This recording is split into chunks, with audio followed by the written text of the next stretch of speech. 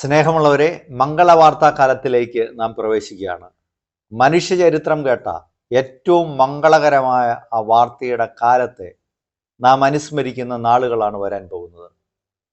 ഏറ്റവും വലിയ ആഘോഷമായ ക്രിസ്മസിന് വേണ്ടി, ലോകത്തിലെ ഏറ്റവും വലിയ ആഘോഷമായ ക്രിസ്മസിന് വേണ്ടി നമ്മെ തന്നെ ഒരുക്കാൻ തുടങ്ങുകയാണ്. പെരുമ്പടവൻ ശ്രീധരൻ ഒരു സങ്കീർത്തനം പോലെ എന്ന മനോഹരമായ നോവലിൽ എഴുതുന്നത് പോലെ ആത്മാവിലും മനസ്സിലും മഞ്ഞു പെയ്യിക്കുന്ന കാലമാണ് വരുന്നത്. ഈ കാലത്ത് തിരുസഭ നമുക്ക് ധ്യാനിക്കാൻ തരുന്ന സുവിശേഷ ഭാഗം വിശുദ്ധ ലൂക്കായുടെ സുവിശേഷം 1-ാം അധ്യായം 5 മുതൽ 20 വരെയുള്ള വചനഭാഗമാണ്. ഈ ഭാഗത്തെ പ്രധാന പ്രതിപാദ്യം സക്കറിയായ്ക്ക് ദൈവദൂതൻ നൽകുന്ന സന്ദേശമാണ്. സക്കറിയായ്ക്ക് ഒരു പുത്രൻ ജനിക്കും എന്നുള്ള മംഗളകരമായ വാർത്ത ശ്രവിച്ചാണ് ഈ കാലം ആരംഭിക്കുന്നത്. ലൂക്കാ സുവിശേഷകൻ ഈ ഭാഗം തുടങ്ങുന്നത് ഇങ്ങനെയാണ്: ഹെറോദേസ് യൂദയ രാജാവായിരുന്ന കാലത്ത് അബിയായുടെ ഗണത്തിൽ സക്കറിയ എന്ന ഒരു പുരോഹിതൻ ഉണ്ടായിരുന്നു. നോക്കൂ, ബൈബിൾ രചനയുടെ, പ്രത്യേകിച്ച് പുതിയ നിയമ രചനയുടെ വ്യത്യാസം ഇതാണ്. മറ്റ് മതഗ്രന്ഥങ്ങളിൽ നിന്ന് പുതിയ നിയമത്തെ, സുവിശേഷ രചനയെ വ്യത്യാസമാക്കുന്ന അടിസ്ഥാന ഘടകങ്ങളിലൊന്ന് ഈ ചരിത്ര ബന്ധിയായ വിവരണമാണ്. There is a direct relationship between human history and the redemptive works of Jesus Christ. ചരിത്രകാരനും ചിത്രകാരനുമായിട്ടുള്ള Luka Suviseshakan ആ തരത്തിൽ വ്യക്തമായി ഈ ചരിത്ര സൂചനകൾ നൽകിക്കൊണ്ടാണ് ഈ സുവിശേഷ ഭാഗം ആരംഭിക്കുന്നത്. അതിനുശേഷം നമ്മൾ കാണുന്നു, അഹറോന്റെ പുത്രിമാരിൽപ്പെട്ട എലിസബത്ത് ആയിരുന്നു അവന്റെ ഭാര്യ. അവർ ദൈവത്തിന്റെ മുമ്പിൽ നീതിനിഷ്ഠരും കർത്താവിന്റെ കൽപ്പനകളും പ്രമാണങ്ങളും കുറ്റമറ്റവരെ അനുസരിക്കുന്നവരുമായിരുന്നു. എന്നാൽ അവർക്ക് മക്കളുണ്ടായിരുന്നില്ല. ഇവിടെ ഒരു വലിയ തകിടം മറിച്ചിൽ ലൂക്കാ സുവിശേഷകൻ നടത്തുന്നുണ്ട്. ഇത് യഹൂദ ചിന്തയുടെ, ആത്മീയതയുടെ അനുസൃതമായിട്ടുള്ള ഒരു വിവരണമല്ല. യഹൂദ ചിന്ത ഇതാണ്: ഒരു മനുഷ്യൻ ദൈവത്തിന് മുമ്പിൽ നീതിനിഷ്ഠനായി ജീവിച്ചാൽ അവന് വലിയ സൗഭാഗ്യമാണ് ഉണ്ടാകുന്നത്, അവന് വലിയ ഐശ്വര്യമാണ് ഉണ്ടാകുന്നത്. അതാണ് യഹൂദ ആത്മീയതയുടെ അടിസ്ഥാനപരമായ കാര്യം. ഒരുവന് എന്തെങ്കിലും തരത്തിലുള്ള ദുഃഖങ്ങളോ ദുരിതങ്ങളോ ഉണ്ടായാൽ അത് അവൻ ദൈവസന്നിധിയിൽ പാപം ചെയ്തു, തെറ്റ് ചെയ്തു എന്നതിൻ്റെ വ്യക്തമായ അടയാളമാണ്. ഇവിടെ പക്ഷേ സുവിശേഷ രചന തുടങ്ങുമ്പോൾ തന്നെ ഇതിൻ്റെ ഈ പാരസ്പര്യത്തെ ലംഘിച്ചുകൊണ്ട്, തകിടം മറിച്ചുകൊണ്ടാണ് തുടങ്ങുന്നത്. ഇതിനർത്ഥം ഇതാണ് മംഗളകരമായ വാർത്ത. അതായത് ദൈവസന്നിധിയിൽ ഏതെങ്കിലും തരത്തിൽ ദുഃഖവും ദുരിതവും അനുഭവിക്കുന്ന ആളുകൾ ദൈവസന്നിധി തിരസ്കൃതരാണ് എന്ന് കരുതണ്ട. ദുഃഖങ്ങളും ദുരിതങ്ങളും അനുഭവിക്കുന്നവരുടെ കൂടെ ദൈവമുണ്ട് എന്ന സൂചന നൽകുകയാണ്. അതുകൊണ്ടാണ് പിന്നീട് ആ മംഗളകരമായ വാർത്തയാണ്, ആ സുവിശേഷമാണ് പിന്നെ കേൾക്കുന്നത്: ദരിദ്രരെ നിങ്ങൾ ഭാഗ്യവാന്മാർ, ഈ ചെറിയവരിൽ ഒരുവന് നൽകിയപ്പോൾ എനിക്ക് തന്നെയാണ് ചെയ്തത്. ഈ മംഗളകരമായ വാർത്തകളെല്ലാം വരാനായിട്ടിരിക്കുന്നു. അതിൻ്റെ മുന്നോടിയായിട്ട് ലൂക്കാ സുവിശേഷം മനോഹരമായിട്ട് ഇത് വിവരിച്ച് നൽകുകയാണ്. പിന്നെ നമ്മൾ കാണുന്നു, അവർക്ക് മക്കളുണ്ടായിരുന്ന എലിസബത്ത് വന്ധ്യയായിരുന്നു. വന്ധ്യത യഹൂദ ചിന്തയിൽ ഏറ്റവും വലിയ ശാപത്തിൻ്റെ അടയാളങ്ങളിൽ ഒന്നായിരുന്നു. നമ്മൾ കാണുന്നുണ്ട് 2 സാമുവേൽ 6:22 അവിടെ ദാവീദ് രാജാവ് വാഗ്ദാന പേടകത്തിന് മുമ്പിൽ നൃത്തം ചെയ്തു. അവനൊരു അരയിൽ ചെറിയൊരു കച്ച മാത്രമേ ചുറ്റിയിരുന്നുള്ളൂ എന്നാണ് ആ ബൈബിൾ ഭാഗം പറയുന്നത്. അപ്പോൾ ഒരുപക്ഷെ പരിപൂർണ നഗ്നൻ എന്ന പോലെ നൃത്തം ചെയ്യുമ്പോൾ അന്തഃപുരത്തിൻ്റെ കിളിവാതിൽ തുറന്നു നിന്നിട്ട് സാവൂളിൻ്റെ പുത്രി മിഖ, ദാവീദിൻ്റെ ഭാര്യ, ഇത് കാണുകയാണ്. അവൾ ലജ്ജ കൊണ്ട് അവൾക്ക് ആ ദൃശ്യം കാണാൻ മേലാതെ അകത്തേക്ക് പോയി. പിന്നീട് ദാവീദ് വന്നപ്പോൾ ദാവീദിനെ ശകാരിക്കുകയും കയർക്കുകയും ചെയ്യുക. നാണമില്ലേ അങ്ങേക്ക്, ഇസ്രായേലിൻ്റെ രാജാവ് ഇതുപോലെ നൃത്തം? അപ്പോൾ ദാവീദ് രാജാവ് പറയുന്നു, ഞാൻ എൻ്റെ കർത്താവിൻ്റെ മുമ്പിലാണ് നൃത്തം ചെയ്തത്. അപ്പോൾ അവൾ അങ്ങനെ പെരുമാറിയത് കൊണ്ട് 6:22 പറയുന്നു, 2 സാമുവേൽ പറയുന്നു, മരണം വരെ അവൾ സന്താനരഹിതയായിരുന്നു. അപ്പൊ ദൈവത്തിന്റെ ശാപത്തിന്റെ അടയാളം കൂടിയാണ് ഈ വന്ധ്യത എന്ന് പറയുന്നത്. അപ്പോൾ ഇവര് ഈ വന്ധ്യയായിരുന്നു എന്ന് ഇവിടെ പറയുമ്പോൾ അതെന്തുമാത്രമാണ്. നമ്മൾ പ്രിയപ്പെട്ടവരെ, നമുക്ക് പ്രായോഗിക പാഠങ്ങളും ഇതിനോട് ചേർന്ന് വിശദീകരണത്തോട് ചേർന്ന് തന്നെ ചിന്തിച്ചു പോകാം. നമ്മൾ ഓർക്ക്, ഒരു മനുഷ്യര് സത്യസന്ധരായ മനുഷ്യരുടെ ജീവിതത്തിലുണ്ടാകുന്ന സഹനങ്ങൾ അത് വളരെയേറെ വേദനാജനകമാണ്. തിന്മ പ്രവർത്തിക്കുന്ന ഒരു മനുഷ്യനുണ്ടാകുന്ന ദുരിതങ്ങൾ എന്ന് പറഞ്ഞാൽ അവൻ തിന്മ പ്രവർത്തിച്ചിട്ടാണ്. നന്മ പ്രവർത്തിക്കുന്നവൻ്റെ ജീവിതത്തിൽ ഉണ്ടാകുന്ന സങ്കടങ്ങൾ അത് അസഹനീയമാണ്. നന്മ ചെയ്തിട്ടും ഇത് വന്നല്ലോ. അതാണല്ലോ നമ്മളൊരു മരിച്ചുപോയ ഒരു മുഖ്യമന്ത്രിയുടെ ഭാര്യ വളരെ സങ്കടപ്പെട്ട ഒരു അനുസ്മരണ യോഗത്തിൽ പറയുന്നത് കേട്ടത്. ഞങ്ങൾ തീച്ചൂളയിലൂടെ എന്നവണ്ണമാണ് നടന്നത്. നീതിമാനായ മനുഷ്യനായിരുന്നു, എന്നിട്ടും ഇതൊക്കെ വന്നല്ലോ. ഞങ്ങൾ തീച്ചൂളയിലൂടെയാണ് നടന്നത്. പക്ഷേ ഇവിടെ ഈ സുവിശേഷ ഭാഗം തരുന്ന വലിയൊരു സാന്ത്വനമുണ്ട്. പ്രിയപ്പെട്ടവരെ, സഹനങ്ങളുടെ കൂടെ ദൈവമുണ്ട് എന്നൊരു ചിന്തയാണ് ഇത് തരുന്നത്. ദൈവദൂതന്മാരുടെ സാന്നിധ്യമുണ്ട് എന്ന ചിന്തയാണ്. അതാണ് പിന്നീട് ഈ പ്രാർത്ഥനയുടെ സമയത്ത് കർത്താവിൻ്റെ ദൂതൻ ബലിപീഠത്തിന് വലതുവശത്തായിട്ട് നിൽക്കുന്നതായിട്ട് സക്രിയായിക്ക് ദർശനമുണ്ടാകുന്നത്. അപ്പോൾ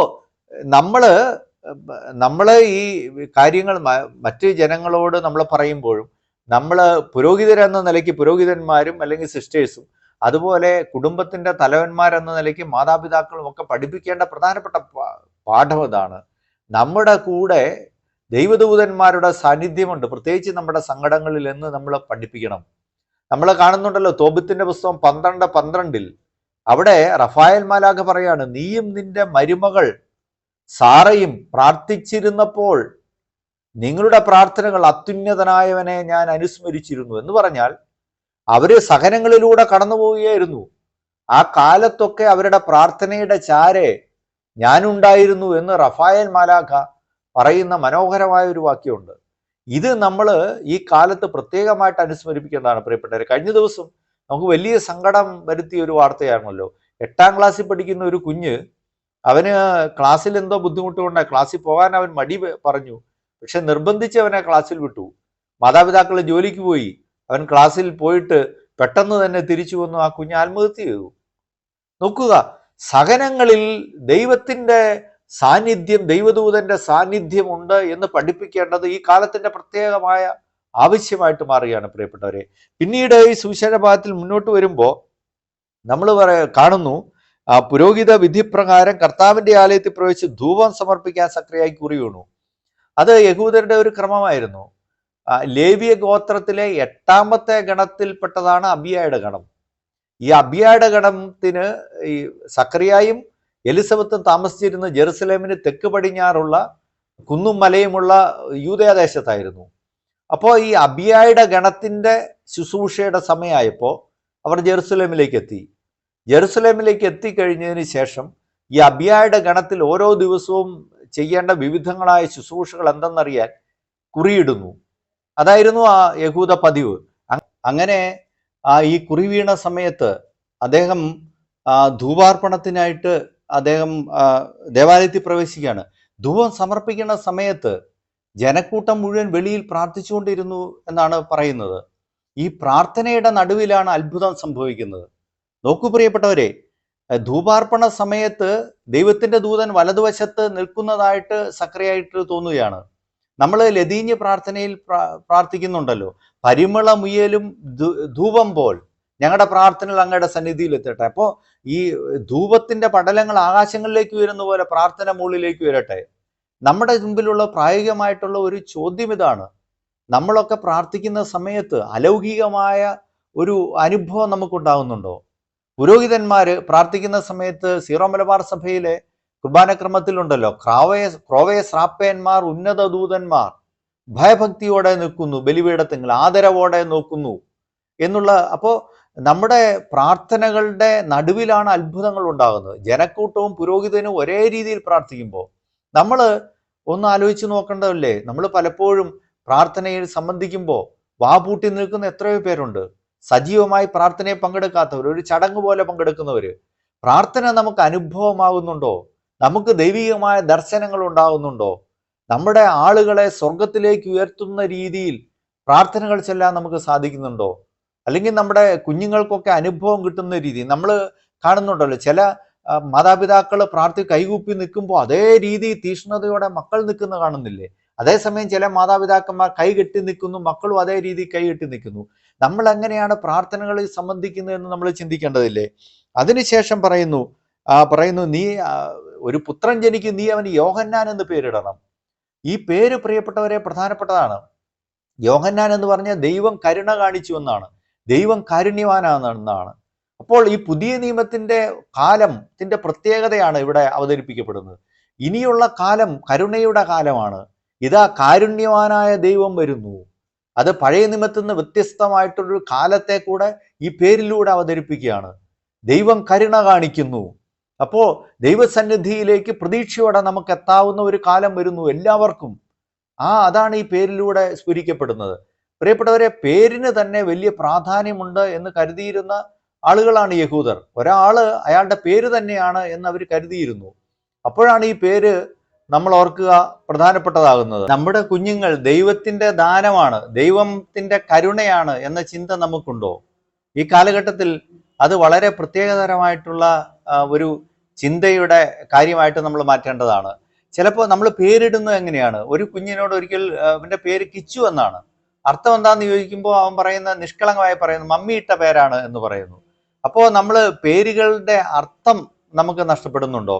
പിന്നീട് നമ്മൾ കാണുക പ്രിയപ്പെട്ടവരെ, ഇവിടെ പറയുന്നു അവൻ കർത്താവിന്റെ സന്നിധിയിൽ അവൻ വലിയവനായിരിക്കും. നമ്മുടെ കുഞ്ഞുങ്ങളെ ദൈവസന്നിധി വലിയവരായിട്ട് വളർത്താൻ നമുക്ക് സാധിക്കുന്നുണ്ടോ? ഞാൻ ഓർക്കുന്നുണ്ട്, ഒരു കുടുംബത്തിൽ ചെന്നപ്പോൾ ഒരു അഡ്വക്കേറ്റ് ആണ്, അദ്ദേഹം പറയാണ് റോളർ സ്കേറ്റിംഗ് പഠിപ്പിക്കാൻ വേണ്ടി കുട്ടിയെ വിട്ടിരുന്നു. പക്ഷെ പിന്നീട് അത് ഞായറാഴ്ചകളിലായി. അപ്പോൾ അയാൾ പറയാണ്, കർശനമായിട്ടുള്ള രീതിയിൽ പറയാണ്, അച്ഛാ വേദപാഠം കളഞ്ഞിട്ടുള്ള ഒരു റോളർ സ്കേറ്റിംഗ് പഠനവും വേണ്ട, കൊച്ചിന് ഇഷ്ടമായിരുന്നു പക്ഷെ ഞാൻ നിർത്തി. ദൈവസന്നിധിയിൽ വിലയുള്ളവരായിട്ട് നമുക്ക് കുഞ്ഞുങ്ങളെ വളർത്താൻ പറ്റുന്നുണ്ടോ എന്നുള്ളതാണ്. പ്രിയപ്പെട്ടവരെ, ഒരു കുടുംബം വന്നത് ഓർക്കുന്ന 91 സങ്കീർത്തനം 2 കുഞ്ഞുങ്ങളാണ്, 4 വയസ്സും 6 വയസ്സുമുള്ള കുഞ്ഞുങ്ങൾ. അത്ഭുതപ്പെട്ടു പോയി. 91 സങ്കീർത്തനം മുഴുവൻ ആ കുഞ്ഞുങ്ങളെ പറഞ്ഞു കേൾപ്പിക്കുകയാണ്. മാതാപിതാക്കൾ ദൈവസന്നിധി വിലയുള്ളവരായിട്ട് മക്കളെ വളർത്തുന്നുണ്ടോ എന്ന് ചിന്തിക്കേണ്ടതാണ്. നമ്മൾ അവസാനമായിട്ട് വരുമ്പോൾ ഇവിടെ ദൈവദൂതൻ പിതാക്കന്മാരുടെ ഹൃദയങ്ങളെ, അനേകരുടെ ഹൃദയങ്ങളെ ദൈവമായ കർത്താവിലേക്ക് അവൻ തിരികെ കൊണ്ടുവരുമെന്നാണ്. നമ്മുടെ പ്രവർത്തനങ്ങൾ വഴി, നമ്മുടെ ഉപദേശങ്ങളൊക്കെ വഴി നമ്മൾ ദൈവമായ കർത്താവിലേക്ക് അനേകരുടെ ഹൃദയങ്ങളെ തിരികെ കൊണ്ടുവരുന്നുണ്ടോ എന്ന് നമുക്ക് ചിന്തിക്കേണ്ടതില്ലേ? നമ്മൾ ഈ മംഗളവാർത്താ കാലത്തേക്ക് പ്രവേശിക്കും പ്രിയപ്പെട്ടവരെ. വലിയ സന്തോഷകരമായ വാർത്തയുടെ അടയാളമായി ശരിക്കും നമ്മൾ ഡിസംബർ 1 തീയതി മുതൽ തന്നെ നക്ഷത്രങ്ങളൊക്കെ തൂക്കി നമ്മുടെ വീടുകളൊക്കെ അലങ്കരിക്കേണ്ടതാണ്. വലിയ സന്തോഷം പറഞ്ഞുകൊണ്ട് ഈ കാലം നമുക്ക് ആരംഭിക്കാം. Subscribe now and press the bell icon. Never miss an update.